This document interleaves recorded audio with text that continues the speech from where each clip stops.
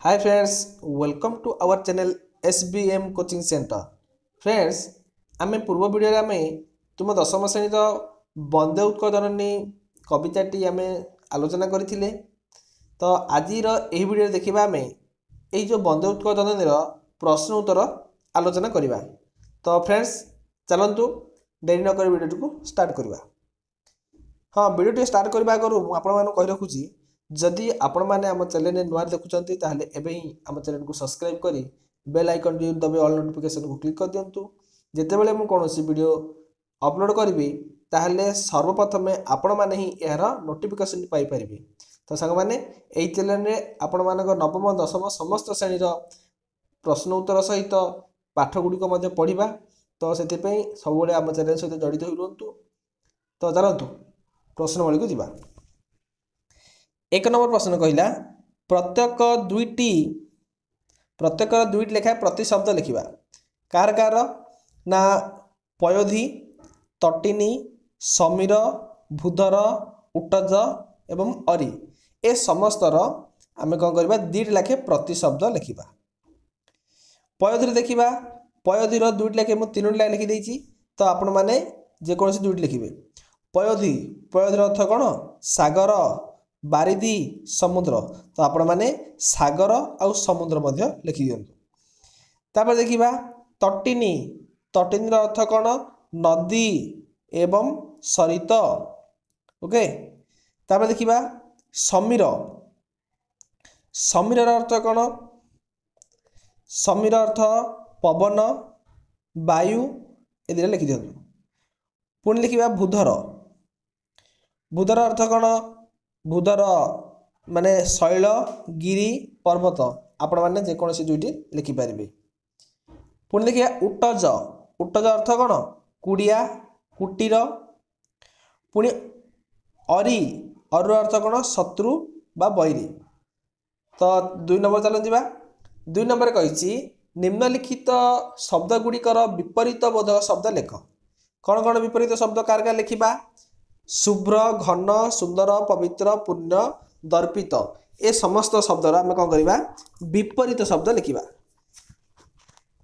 देखंतु शुभ्र विपरीत कौन हम शुभ्र तो धलार विपरीत कौन हम कला बा कृष्ण बोली आम जाओ कहवा। घन अर्थ गाढ़ ता विपरीत कौन हम पतला। सुंदर आपण जानते असुंदर।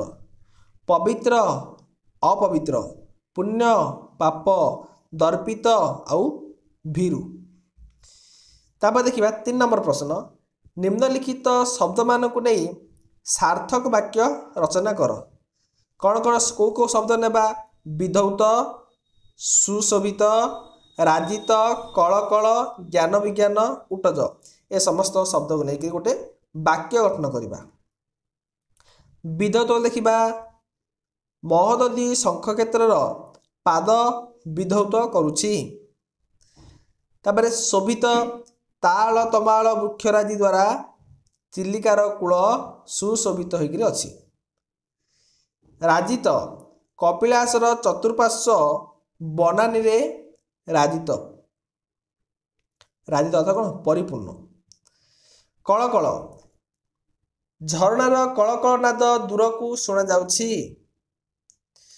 ज्ञान विज्ञान पूर्वे ज्ञान विज्ञान क्षेत्र में उत्कल पारदर्शिता लाभ करिथिला।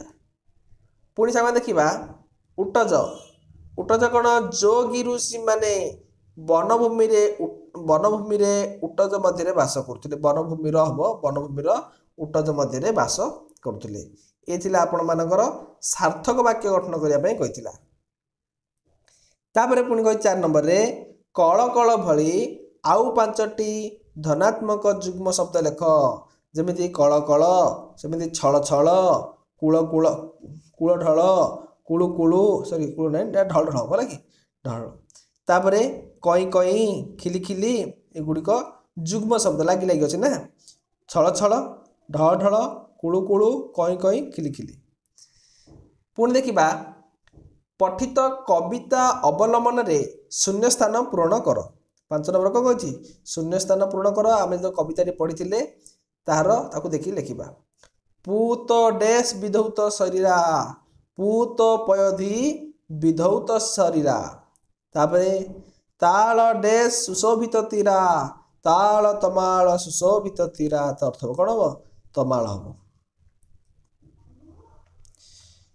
शुभ्र डैश कूल शिखर समीरा शुभ्र तटिनी कूल शिखर समीरा डैश वनभूमि राजित अंगे घन घन वनभूमि राजित अंगे सांग मैंने पुणी थे 1 नंबर कही नीलभूधरमाला कौन नीलभूधरमाला पर्वत गुड़िक तरंग आकार केमी सजई अच्छी तो कौन पटे तरंगे डैश मुखरित चारु विहंगे कल कल मुखरित चारु विहंगे सुंदर शाली सुशोभित क्षेत्रा सुशोभित हब पुणी डैश प्रदर्शित नेत्रा ज्ञान विज्ञान प्रदर्शित नेत्रा जोगी ऋषिगण उट्टज पवित्रा कौन हम उट्टज तो चलतु आहुरी कही सुंदर मंदिर मंडित देशा कौन हम मंडित हम पुणी देखा अर्थगत पार्थक्य दशा कही 6 नंबर रे तो अर्थगत पार्थक्य कौन सुर सुर अर्थ कही पूतर अर्थ कौन पूतर अर्थ कौन शाली शाली तो एगुड़िक अर्थ लिखा दंतस्वर हसौकार एवं ताल पेशा दुगकार कही दंतस्वर हसौकार हूँ सुर सुरगण माने देवता गण अर्थ कौन देवता आउ गोटे सुर अर्थ कौन हम वीर गोटे हूँ पूत प दुघकार त जदि कही पूतर अर्थ पवित्र प हसौकार त कहले पुत्र अर्थ कौन पुत्र बा पुओ पुणी शाली शाली अर्थ कौन तालव्यासरे हसईकार रे दीर्घईकार शाली अर्थ शाली एक प्रकार धान जदि रे दीर्घईकार कही था ताहले पत्नीकर बा स्त्रीकर भौणी को मध्य शाली बोली कह जाए पुणी बलि बलि अर्थ कौन करिया बलि देवा हत्या करिबा पुणी कौन बलि बलि अर्थ रे दीर्घईकार देले से बलि बात बलवान तापरे कूल नदी बा समुद्र तट कूल बोली कहबा नदीर कूल तो कले करे कौन दीर्घकार जदि कूल करे हसौकार ल कहला सी हूँ वंश एथिला आपण मानकर कौन अर्थगत पार्थक्य चलते एवं जा क्षुद्र उत्तरमूलक प्रश्न को जा चारु भाषमयी बोली क्या कहुई चारु भाषमयी बोली उत्कल जननी को कहुई आम उत्कल जननी को कौन कहुई चारु भाषमयी बोली कहुई उत्कल जननी शरीर को किए धोई देउछि उत्कल जननी शरीर को समुद्रर पवित्र जल धोई देउछि समुद्र कूल क्यों क्यों वृक्ष द्वारा सुशोभित समुद्र कूल ताल गछ और तमाल गछ द्वारा सुशोभित होइछि उत्कल आकाश कहार कलरवर मुखरित हुए आपण माने जो कविता आम पढ़ी उत्कल कहार कलरवर ना विहंग मानकर बा पक्षी मानकर कलरवर मुखरित होता है पर्वत गुड़िक उत्कल जननी शरीर किभली भाव शोभा पाउछि तरंग आकार रे सांग माने पर्वत गुड़िक एमती ना तरंग आकार रे तो ये तरंग आकार रे उत्कल जननी शरीर शोभा धारण करिछि एवं केउ मानक कुटीर द्वारा उत्कल पवित्र होइछि मुनि ऋषि मानकर कुटीर द्वारा उत्कलर शरीर बा उत्कल पवित्र होइछि श्रेष्ठ कवि माने कहार कीर्ति वंदना करुछंती श्रेष्ठ कवि माने उत्कलर श्रेष्ठ कन कीर्ति वंदना करुछंती तापर सांग माने देखिबा सप्रसंग सरलार्थ केमिति सप्रसंग सरलार्थ लिखुछ ना से कहिछि पूत पयोधि विधौत शरीरा ताल तमाल सुशोभित तीरा तो आम जो सरलार्थ लिखा केमिति ना संस्कृत पद्यांशटी कौ पाठर आसी कि कौ कवितार ना बंदे उत्कल जननी तो संस्कृत पद्यांशटी बंदे उत्कल जननी शीर्षक आनीत तो ये कौन आलोचना कराई ना आलोच्य प्रसंग रे कांत कवि लक्ष्मीकांत महापात्र उत्कल जननी प्राकृतिक सुषमार वर्णना करिसेंती कौन कहते ना उत्कल जननी को मेखला सदृश परिवेष्टित करिथिबा समुद्रर पवित्र जलधारा तांकर शरीर को ଧୋଇ ଦେଇଛି।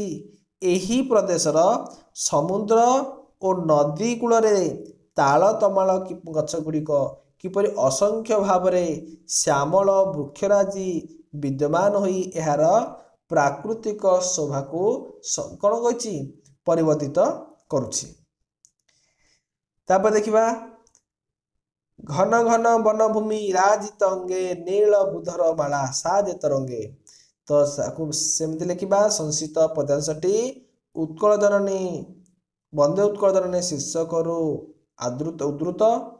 ଆଲୋଚ୍ୟ ପ୍ରସଙ୍ଗରେ କାନ୍ତକବି ଲକ୍ଷ୍ମୀକାନ୍ତ ମହାପାତ୍ର ଜନନୀଙ୍କର ସ୍ଥଳଭାଗର ନୈସର୍ଗିକ ପ୍ରାକୃତିକ ଶୋଭାକୁ ଜୀବନ୍ତ ରୂପେ ପ୍ରକଟିତ କରିଛନ୍ତି। ଉତ୍କଳ ମାତାଙ୍କର ଶରୀର ନିଘଞ୍ଚ ବନାନୀରେ ପରିପୂର୍ଣ୍ଣ, ଯାହା ମୁକ୍ତ ବାୟୁ ଫଳମୂଳ ଚେରମୂଳ ପ୍ରଦାନ କରି ଆମ ଶରୀରକୁ ପ୍ରତିପୋଷଣ କରୁଛି।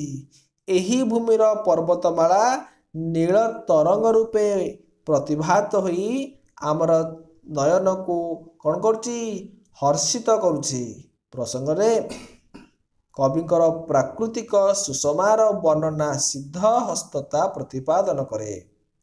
ତାପରେ ଦେଖିବା ସାଙ୍ଗମାନେ 16 ନମ୍ବର କ'ଣ କହିଛି ସୁନ୍ଦର ଶାଳୀ ସୁଶୋଭିତ କ୍ଷେତ୍ରା ଜ୍ଞାନ ବିଜ୍ଞାନ ପ୍ରଦର୍ଶିତ ନେତ୍ରା।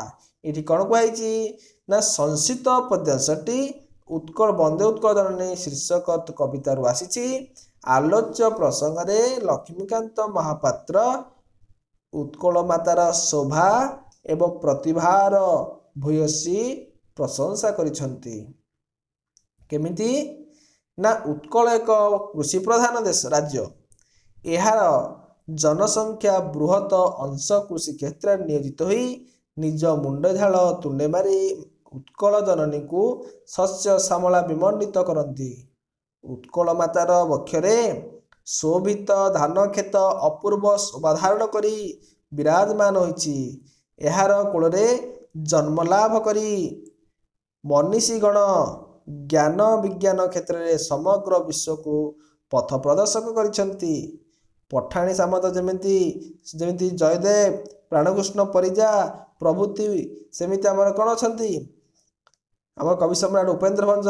ଏହି ବିଦ୍ୱାନଗଣ ସୁକ୍ଷେତ୍ରରେ ଉତ୍କଳ ଜନନୀଙ୍କର ଜ୍ଞାନ ସ୍ପର୍ଦ୍ଧାକୁ ସମଗ୍ର ବିଶ୍ୱ ଦରବାରରେ କ'ଣ କରୁଛନ୍ତି ପ୍ରତିଷ୍ଠା କରିଛନ୍ତି। ଏ ଥିଲା ଆପଣମାନଙ୍କର 16 ନମ୍ବର ପ୍ରଶ୍ନ। ତାପରେ ଦେଖିବା 17 ନମ୍ବର ଉତ୍କଳ ସୁରବର ଦର୍ପିତ ଗେହା ଅରିକୁଳ ଶୋଣିତ ଚର୍ଚ୍ଚିତ ଦେହା। ତ ଏହି ପଦ୍ୟାଂଶଟି ବନ୍ଦେ ଉତ୍କଳ ଜନନୀ ଶୀର୍ଷକ କବିତାରୁ ଆନିତ। ଆଲୋଚ୍ୟ ପ୍ରସଙ୍ଗରେ କାନ୍ତ କବି ଲକ୍ଷ୍ମୀକାନ୍ତ ମହାପାତ୍ର ଉତ୍କଳ ଭୂମିର ଗର୍ବ ଗୌରବ ଏବଂ ଅସୀମ ବୀରତ୍ୱକୁ ଉଲ୍ଲସିତ ଭାଷାରେ ଉତ୍ଥାପନ କରିଛନ୍ତି। ପ୍ରାଚୀନ ଉତ୍କଳର ସାହସିକ ଶାସକ ବୀରମାନେ ନିଜର ଦର୍ପ ସ୍ୱାଭିମାନର ସ୍ୱାକ୍ଷର ସ୍ୱରୂପ ଶତ୍ରୁମାନଙ୍କୁ କ'ଣ କରିଛନ୍ତି ନିପାତ କରିଦେଇଛନ୍ତି। ଉତ୍କଳ ଇତିହାସର ବିଭିନ୍ନ କ୍ଷଣରେ ବୀର ଯୋଦ୍ଧାମାନେ ନିଜର ତ୍ୟାଗ ଓ ବଳିଦାନ ଦ୍ୱାରା ଉତ୍କଳ ଜନନୀଙ୍କର କ'ଣ ହେଇଛି ଶରୀରକୁ ଶତ୍ରୁ ଶୋଣିତରେ ଅନୁରଞ୍ଜିତ। ଶୋଣିତ ଅର୍ଥ କ'ଣ ସାଙ୍ଗମାନେ ରକ୍ତ ଶତ୍ରୁର ରକ୍ତରେ ଅନୁରଞ୍ଜିତ କରିପାରିଛନ୍ତି। କଳିଙ୍ଗ ଯୁଦ୍ଧ ଓ ଖାରବେଳ ଗଙ୍ଗ କପିଳେନ୍ଦ୍ର ଦେବଙ୍କ ଭଳି ମହାନ ଶାସକମାନଙ୍କର ଅପୂର୍ବ ବୀରତ୍ୱ ଏହାର ପ୍ରକୃଷ୍ଟ ଉଦାହରଣ ଅଟେ। ତ ସାଙ୍ଗମାନେ ଏହି ପ୍ରସଙ୍ଗଟି ଦେଶପ୍ରୀତି ଜାତୀୟତାବୋଧର ପରିଚୟ ପ୍ରଦାନ କରେ। ତ ସାଙ୍ଗମାନେ ଏହାର ସରଳାର୍ଥ ହୋଇଗଲା ଏବଂ ଦୀର୍ଘ ଉତ୍ତରମୂଳକ ପ୍ରଶ୍ନ ରହିଯାଇଛି। ତ ନେକ୍ସଟ ଭିଡ଼ିଓରେ ଦୀର୍ଘ ଉତ୍ତରମୂଳକ ପ୍ରଶ୍ନ ନେଇଆସିବା। ତ ପୁଣି ଆମ ଚ୍ୟାନେଲକୁ କହିଦେଉଛି ଯଦି ଆପଣମାନେ ଆମ ଚ୍ୟାନେଲ ନୂଆ ଅଛନ୍ତି ତାହେଲେ ଚ୍ୟାନେଲକୁ ସବସ୍କ୍ରାଇବ୍ କରି ବେଲ୍ ଆଇକନ୍ ମଧ୍ୟ ଦବାଇ ଦିଅନ୍ତୁ। ମୁଁ ନେକ୍ସଟ ଅନ୍ୟ ପାଠଟି ମଧ୍ୟ ନେଇଆସିବି। ଫ୍ରେଣ୍ଡସ୍ ଆମର ସମସ୍ତ ଏହି ଚ୍ୟାନେଲରେ ସମସ୍ତ ପ୍ରକାର ନୋଟ୍ ସମସ୍ତ ପ୍ରକାର ପ୍ରଶ୍ନ ଉତ୍ତର ବିଭିନ୍ନ ପ୍ରକାର ନେଇଆସିବା। ତ ଚାଲନ୍ତୁ